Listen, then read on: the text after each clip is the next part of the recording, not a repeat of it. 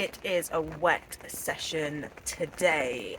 Back at Longbridge. If you follow me on Instagram, then you'll know that I am here for the catfish. I mean, I have got one rod out for the carp. I haven't got both out for cats, but we are including the catfish in this video. I would have started the video and I would have caught up with you guys before now, but with the weather being like it is, I just wanted to get everything set up very quickly, get the rods out so I can kind of sit down and chill in the dry.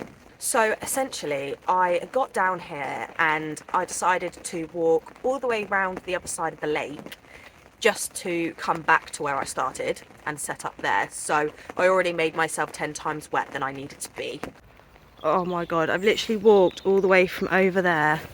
I've actually gone round there as well, back on myself, and now I think I'm going to end up back over there. Once I decided on the swim that I was going to fish from, got the bivvy up, got everything in the bivvy, and then a puddle started forming.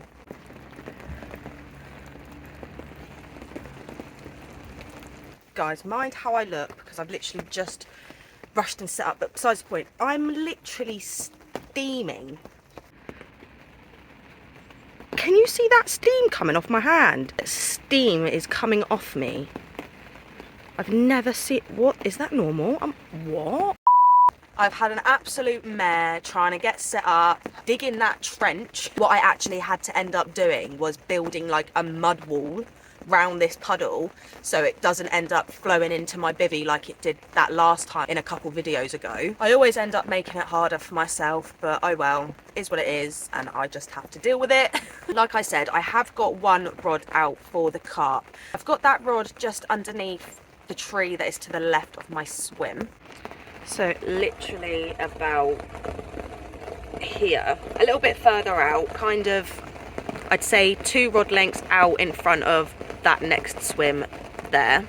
And I've got that on the Mark Pictures Carp Freaks pop-ups, because when I came down here last time for that day session, I had those baits on and I did actually end up, something happened to it, whether it got taken off the screw, I don't know, but I don't feel like I was able to use them for long enough that session to get a grasp of how good they are. So I've put that back onto the carp rod and that's out there, and that's got a handful of live system around it. Now with the catfish rod, I completely made a new rig. So I ended up using some of my Catfish Pro Catlink XT for my hook link. I made that extra long, about 11-12 inches, probably longer. And on that I have added one of the Cattex concept hook sections. These hooks are massive, just doesn't show it on camera how big they are, but obviously when catfishing everything has to be enhanced and strengthened and enlarged. That's what I've got on there. Bait wise for the catfish, I have got my Catfish Pro Turbo Crabbers 24mm boilies. Now this is what got me my last catfish, and especially with fishing for them down Longbridge, I know how the catfish act down here, what they're confident in taking, and if you're fishing Longbridge for the catfish, then fish for them like a carp, because that's just the way that I found that works best. So I've got that massive boilie on there, and I've actually topped it with a Pacific tuna pop-up. Again, this is something that I did last time, reason being just to give it a little bit of buoyancy, added scent, and that yellow attraction. I found it works, so of course I'm doing it again this time. Cast my catfish rod over to the island.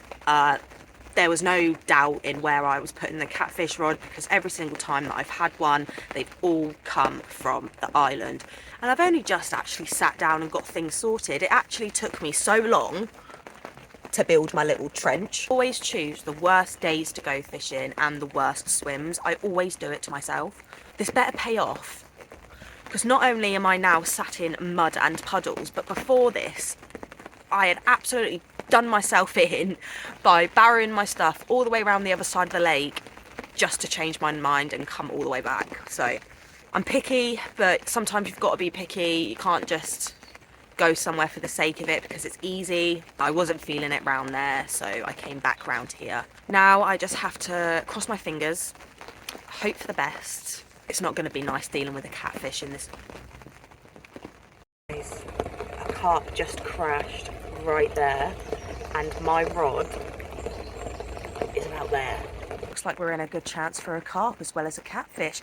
Oh yeah, the pressure today, guys, is absolutely unbelievable. If I remember correctly, it's like 935. So if you know, you know. That's why I decided to put a carp rod out in the end, because given the pressure, given the weather, I couldn't not. Do you know what I mean? I don't need 2 catfish rods out, otherwise I'd just be wiping myself out left, right and centre. But got chances for both of them, so fingers crossed. Guys, I upgraded my trench. I moved my bivvy back. It's all the way back. And I've put that there. Well, just had a few beeps on the left-hand rod. And I came over and checked the bobbin. And it was flickering.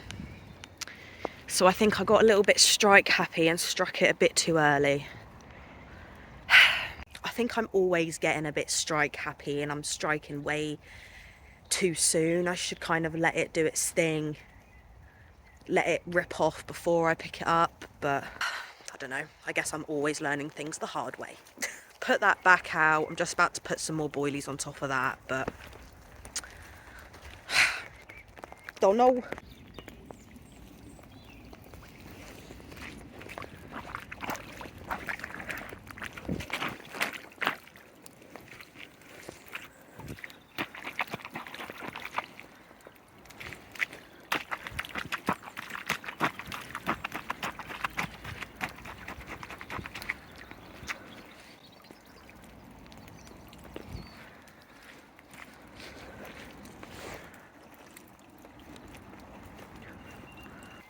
This is what I have resorted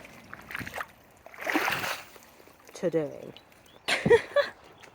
Of all the places that I could be fishing right now, I'm in a puddle. I have made like a little flowing situation though, which I'm quite proud of, and it is working.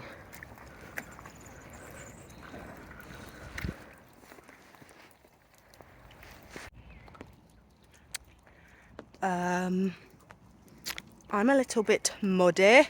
Oh my God. On the brighter side, I managed to clear my puddle. It is all now draining down back into the lake, and I haven't got an actual puddle in front of my bivvy. That did take me about 2 hours, and to get wet and muddy to do that. But at least I won't wake up with a puddle in my bivvy now. While I was doing, I really need to sort this mud out on my face. 1 sec. There we go, that's better. Ooh. There we go. While I was doing that, my catfish rod actually went off. Again, it was like the same sort of thing. It made a couple beeps, the bobbin was twitching. I pick it up and nothing there. I don't know what's going on. That's happened to me on both the rods now. So I don't really know what to do about that. I don't really know what that is. I think what I'm going to do is I'm going to make up a solid PVA bag to go onto that carp rod.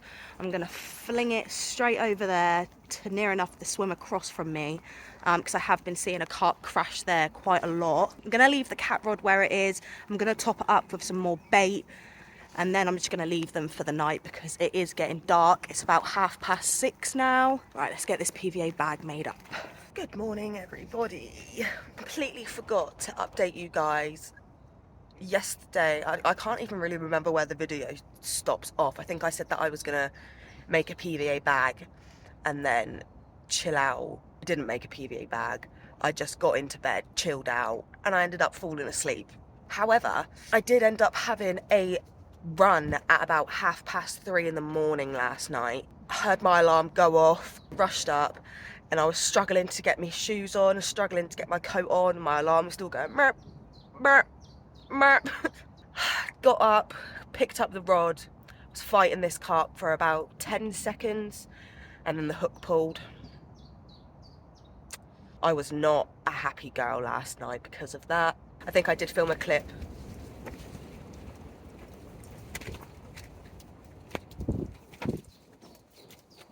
bit windy today. I think I did film a clip of me not being the happiest of bunnies. But anyway, it's about 7:30 a.m. now. It's sunny as anything. It's so sunny and lovely. It was meant to be raining all day again. But look. Stunning. I'm quite annoyed that I couldn't land that carp last night, but what can you do? What can you do? Can't dwell on it, otherwise it would just bring you down even more. What I'm going to do now is I'm going to get out there, bring the rods in, redo my hook baits, put them back out on the spots. Catfish rod's been really quiet. Where's the catfish?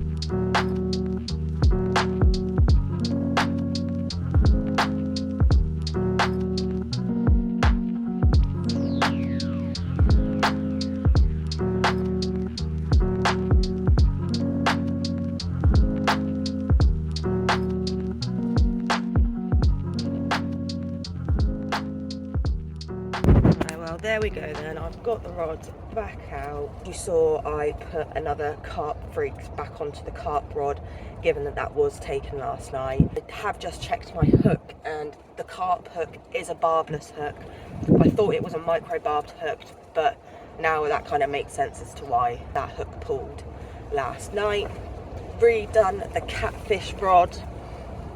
I done it slightly different this time. I put a normal colour Pacific tuna wafter on top instead of the yellow one, and I cast that straight over to the tip of the island, just about there. I've got until 3 p.m. this afternoon, fingers crossed for at least something before I go home. Guys, look, my foot is that wet that it's now steaming in the sun. Oh guys, it's ever so quiet and the rain has started again.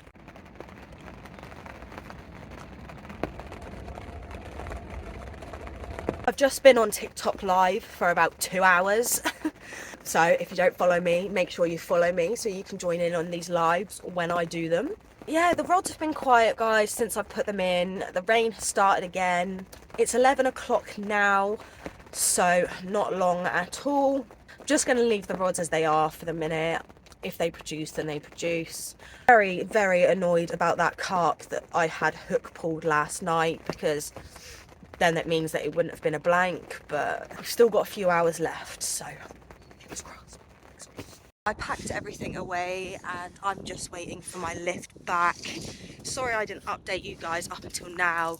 The last few hours have been a bit hit and miss, chaotic, emotional, I don't know. Everything's packed up and we end another session on another blank.